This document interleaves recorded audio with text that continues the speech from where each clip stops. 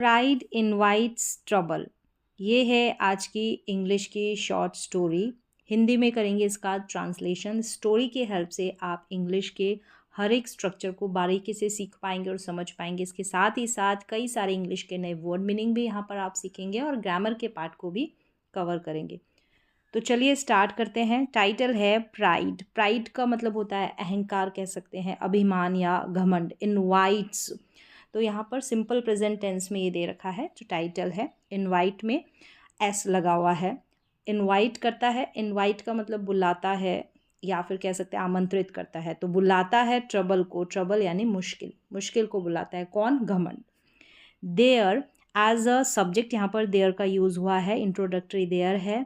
Subject का complete sense देने के लिए यहाँ पर एज अ सब्जेक्ट के रूप में इस देयर का प्रयोग किया गया है। इसका खुद का कोई यहाँ पर मीनिंग नहीं होगा। तो there was a banyan tree. Was और वर का हम यूज़ करते हैं सिंपल पास्ट टेंस में। जब हमको सब्जेक्ट कोई होता है तो वो कहीं पर था या कुछ था, स्टेट की बात करते हैं, अवस्था की बात करते हैं। एक्शन कोई नहीं होगा। वॉज और वर के बाद में कोई मेन वर्ब का प्रयोग नहीं होगा। तो क्या था? एक बैनियन ट्री, एक बरगद का पेड़ था, और एंड अ मैंगो ट्री, एक आम का पेड़ था। On the road side, road side मतलब सड़क का किनारे, यानी कि सड़क के किनारे पर एक बैनियन ट्री था और एक मैंगो ट्री था। तो किसी की एग्जिस्टेंस बताने के लिए, स्टेट बताने के लिए, यानी कहीं पर कोई कुछ था, तो वॉज और वर का प्रयोग होता है सिंपल पास्ट टेंस में। आगे है द मैंगो ट्री, बोर। तो यहाँ पर देख सकते हैं बोर जो है, बेयर, बेयर करना यानी कि देना, टू गिव फ्रूट और फ्लावर्स, फलना फूलना, देना, फूल और फल देना। इस स्टेट में भी हम बेयर का प्रयोग करते हैं। बेयर की ये सेकंड फॉर्म है, बेयर, बोर, बोर्न, इस तरीके से तीनों फॉर्म होती है। तो बेयर करना यानी कि देना, क्या देना? या प्रोड्यूस करना, स्वीट, मीठे, जूसी, रसीले मैंगोज। जो मैंगो ट्री था ये देता था, क्या देता था? मीठे रसीले मैंगोज यानी आम देता था। तो यहाँ पर वर्ब की सेकंड फॉर्म का प्रयोग हुआ है, सिंपल पास्ट टेंस का ये अफर्मेटिव सेंटेंस है। मैनी पीपल, कई लोग। अब यहाँ पर हुआ है वुड का प्रयोग। वुड के साथ वर्ब की फर्स्ट फॉर्म का यूज होगा। पास्ट में घटने वाली घटनाओं की जब बात की जाती है, वो अक्सर हुआ करती थी, यानी कोई काम अक्सर हुआ करता था, तो वहाँ पर हम वुड का प्रयोग करते हैं। जैसे यूज्ड टू का प्रयोग करते हैं, सेम वैसे ही। तो क्या किया करते थे, कोई करता था, करती थी, इस तरीके से एंडिंग होती है सेंटेंसेस की। तो वुड रेस्ट, कई लोग क्या किया करते थे? रेस्ट किया करते थे, आराम किया करते थे। अंडर के नीचे, द शैडी ट्री, छायादार वृक्ष के नीचे। एंड इंजॉय, इंजॉय आनंद लेना, कह सकते हैं मज़े लेना, और इंजॉय का मतलब पसंद आना। तो लाभ उठाते, लाभ उठाना कह सकते हैं। तो मज़े लेते, आनंद लेते। इट्स यानी इसकी, इसके, स्वीट मीठे, फ्रूट टू यानी भी, इसके मीठे जो फल थे उनका भी वो मज़ा लेते या आनंद लेते या मज़ा उठाते, इस तरीके से कह सकते हैं। तो ये क्या है? पास्ट में अगर कोई काम आप किया करते थे तो वुड प्लस वर्ब की फर्स्ट फॉर्म का प्रयोग करते हैं। सेम जैसे यूज्ड टू का प्रयोग होता है वैसे ही। आगे है नो वन। नो वन यानी किसी को भी नहीं। नो वन, या कह सकते कोई भी नहीं, कोई भी नहीं। नो वन पेड, ये पे की सेकंड फॉर्म है पेड। पे का मतलब होता है देना, भुगतान करना भी होता है, तो यानी देते। कोई भी नहीं, क्या देता? कोई भी नहीं देता। Much attention, much attention. यहाँ पर देखिए पेड और अटेंशन का साथ में मीनिंग होगा पे अटेंशन। तो पे अटेंशन की ये सेकंड फॉर्म है। ध्यान देना, क्या होता है? पे अटेंशन, ध्यान देना। तो यहाँ पर नहीं ध्यान देते थे। टू द बैनियन ट्री, किसकी तरफ? बैनियन ट्री की तरफ, बरगद के पेड़ की तरफ।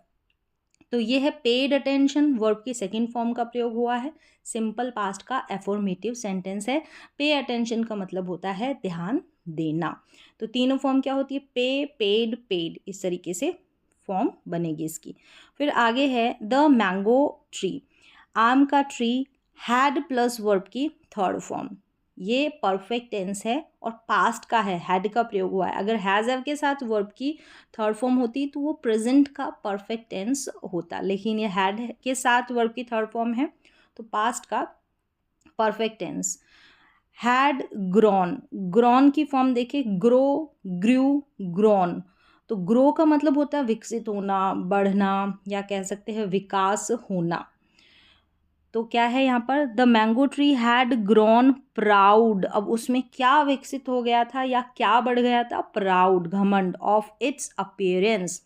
और किसके प्रति, उसकी, ऑफ इट्स अपीयरेंस। अपीयरेंस का मतलब होता है रंग रूप या उसकी उपस्थिति भी कह सकते हैं, यानी जैसा उसका रंग रूप था, यानी वो फल देता था, ये सारे अपीयरेंस को देख के उसमें जो है वो बढ़ गया था घमंड, प्राउड। वन डे, एक दिन, सैड, सैड यानी कहा, बोला, to the banyan tree, tree. अब क्या बोला, ये इसी ने बोला होगा, मैंगो ट्री ने बैनियन ट्री को बोला। तो सैड भी यहाँ पर वर्ब की सेकंड फॉर्म है, सिंपल पास्ट का affirmative sentence, had plus verb की थर्ड फॉर्म, यानी ये पास्ट का परफेक्ट टेंस है। क्या बोला, वो इन्वर्टेड कॉमा के अंदर है, आई एम वेरी इंपॉर्टेंट, मैं क्या हूँ, इम्पॉर्टेंट हूँ, यानी महत्वपूर्ण हूँ। यहाँ पर देख सकते हैं कि जैसे इज एम आर का यूज़ होगा सिंपल प्रेजेंट टेंस में, वॉज वर का यूज़ होगा सिंपल पास्ट टेंस में। जब भी सब्जेक्ट की स्टेट की बात करते हैं, अवस्था की बात करते हैं, तो इन सभी के बाद ये बी फॉर्म होती है, बी वर्ब होती है। कौन कौन सी, is am are, was were, tense के अकॉर्डिंग। इनके बाद में या तो एडजेक्टिव आएगा या फिर नाउन का यूज़ होगा। तो यहाँ पर देख सकते हैं आई एम वेरी इंपॉर्टेंट, मैं हूँ बहुत महत्वपूर्ण। तो यहाँ पर बहुत महत्वपूर्ण जो है, यहाँ पर इम्पॉर्टेंट ये एडजेक्टिव ही है। तो is am are was verb के बाद में कोई भी मेन वर्ब का प्रयोग नहीं होता है जब स्टेट अवस्था की बात की जाती है, कर्ता की। तो मैं बहुत महत्वपूर्ण हूँ, तो ये सिंपल प्रेजेंट का ही सेंटेंस है। एवरीवन लाइक्स, एवरीवन यानी कि हर कोई, प्रत्येक। अब यहाँ पर एवरीवन के साथ जो भी वर्ब आएगी ये सिंगुलर सब्जेक्ट समझा जाएगा, यानी सिंगुलर सब्जेक्ट ही है ये, और इसके साथ वर्ब में एस या एस लगेगा जो भी वर्ब आएगी। तो यहाँ पर देख सकते हैं लाइक्स है, तो ये सिंपल प्रेजेंट टेंस का ही एफर्मेटिव सेंटेंस है, यानी सिंगुलर सब्जेक्ट तो वर्ब में एस या ई एस। तो एवरीवन लाइक्स, पसंद करते हैं, माई टेस्टी फ्रूट्स, मेरे जो स्वादिष्ट फल है उनको। नो वन, नो वन यानी कोई भी नहीं, आस्क पूछता, फॉर यू तुम्हारे लिए या तुमको कोई नहीं पूछता। नेक्स्ट है don't feel, don't feel so proud, मतलब मत करो, कोई भी काम मत करो, तो डोंट का यूज स्टार्टिंग में होता है। डोंट फील, फील का मतलब महसूस करना, ठीक है। तो ऐसा फील मत करो, किस चीज़ को फील मत करो, घमंड को, घमंड ज़्यादा महसूस मत करो। सैड द बैनियन ट्री, कहा या बोला बैनियन ट्री ने ये बातें बोली। एवरीवन हैज़, तो जैसे मैंने बोला एवरीवन सिंगुलर सब्जेक्ट, तो यहाँ पर हैज़ का यूज़ हुआ है स्टेट ऑफ पोजेशन, किसी के पास कोई चीज़ है अवस्था बताने के लिए। और हैज़ हैव के बाद में सिंगुलर सब्जेक्ट होगा तो हैज़, प्लूरल सब्जेक्ट होगा तो हैव, और इनके बाद में जो है कोई एक्शन वर्ब नहीं आएगी, कोई मेन वर्ब नहीं आएगी। एवरीवन यानी हर किसी की अपनी खुद की प्लेस होती है, खुद की जगह होती है। नेक्स्ट डे, नेक्स्ट डे, तो यहाँ स्टेट ऑफ पोजेशन बताई है सिंपल प्रेजेंट टेंस। अगर प्रेजेंट में पोजेशन बताते हैं, किसी के पास कुछ है तो हैज़ हैव का प्रयोग करते हैं सब्जेक्ट के अकॉर्डिंग, और पास्ट में अगर पोजेशन बताते हैं तो हैड का प्रयोग करते हैं। तो हर किसी की क्या होती है, खुद की स्वयं की जगह होती है। तो आगे क्या है, नेक्स्ट डे यानी कि अगले दिन। सम बॉयज़ यानी कुछ लड़कों ने, पिक्ड है यहाँ पर वर्ब की सेकेंड फॉर्म, सिंपल पास्ट का एफर्मेटिव सेंटेंस। पिक करना मतलब चुनना भी होता है, उठाना भी होता है, तोड़ना भी होता है। तो तोड़ लिए ऑल द मैंगोज, सभी मैंगोज, आम, ऑफ द, किसके, ऑफ द मैंगो ट्री, यानी आम के पेड़ के जो है सारे मैंगोज जो थे, आम थे, वो तोड़ लिए। दे ब्रोक, ब्रेक की सेकेंड फॉर्म है ब्रोक। मैनी ब्रांचेस, तो ब्रेक का मतलब तोड़ना, तो तोड़ दी, कई ब्रांचेस यानी कई उसकी शाखाएं तोड़ दी। तो ये भी वर्ब की सेकेंड फॉर्म है, सिंपल पास्ट का एफर्मेटिव सेंटेंस है। एंड लीव्स यानी पत्तियां भी, टू। आफ्टर दैट, ब्रांचेस तोड़ दी, पत्तियां तोड़ दी, उन लड़कों ने आफ्टर दैट यानी इसके बाद, after that the mango tree looked अगली, लुक की सेकेंड फॉर्म यानी दिखा, अगली, बदसूरत, तो ये भी वर्ब की सेकेंड फॉर्म सिंपल पास्ट का एफर्मेटिव सेंटेंस, यानी जब उसकी शाखाएं टूट गई, उसकी लीव्स टूट गई, तो उसके बाद वो भद्दा या बदसूरत दिखा। Then the banyan tree said, फिर बैनियन ट्री ने, बरगद के पेड़ ने बोला, प्राइड ऑलवेज इनवाइट्स, प्राइड जैसा टाइटल था कि घमंड जो है हमेशा इनवाइट्स बुलाता है, आमंत्रित करता है, ट्रबल को बुलाता है, मुश्किल को, मुसीबत को बुलाता है।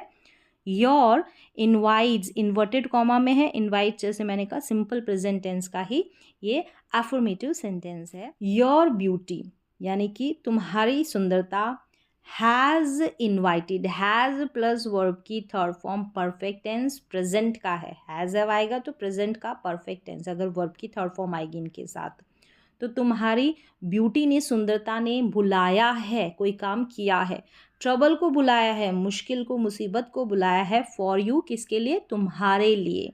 वाइल, वाइल का मतलब यहाँ पर है जबकि, हिंदी में दो स्थितियों में अंतर दिखाने के लिए वाइल का प्रयोग किया जाता है, मतलब तुम्हारी जो ब्यूटी है, सुंदरता है, उसने तो क्या किया है, ट्रबल को बुलाया है, जबकि अब दो स्थितियां हो रही है, अंतर दिखाया जा रहा है यहाँ पर, वाइल जबकि I am standing here safe, लेकिन मैं यहाँ पर खड़ा हूँ, यहाँ हेयर मतलब सेफ यानी सुरक्षित, तो यहाँ पर देख सकते हैं एम का यूज़ हुआ है, जैसे इज एम आर का यूज़ सिंपल प्रेजेंट टेंस में सब्जेक्ट की स्टेट अवस्था बताने के लिए इनका यूज़ किया जाता है, इसके बाद में कोई मेन वर्ब का प्रयोग नहीं होता। जैसे ये आईएनजी में दे रखा है तो आपको लगेगा कि ये कंटिन्यूअस टेंस है प्रेजेंट का, नहीं, ये जो स्टैंडिंग है ना आईएनजी रूप में है, ये भी एडजेक्टिव है, यानी स्टेट अवस्था बता रहा है उस पेड़ की खड़े रहने की जो अवस्था है उसको, कोई एक्शन यहाँ पर परफॉर्म नहीं हो रहा है, तो मैं यहाँ पर खड़ा हूँ यानी सुरक्षित। तो इज एम आर के बाद में जैसे बोला कि नाउन आता है या एडजेक्टिव आता है, तो ये एडजेक्टिव। ये थी आज की इंग्लिश की शॉर्ट स्टोरी, जैसा कि टाइटल था प्राइड इनवाइट्स ट्रबल। तो मैंने यहाँ पर इंग्लिश की हर एक टेंस के स्ट्रक्चर को समझाने की कोशिश की, उम्मीद है आपको समझ में भी आए होंगे।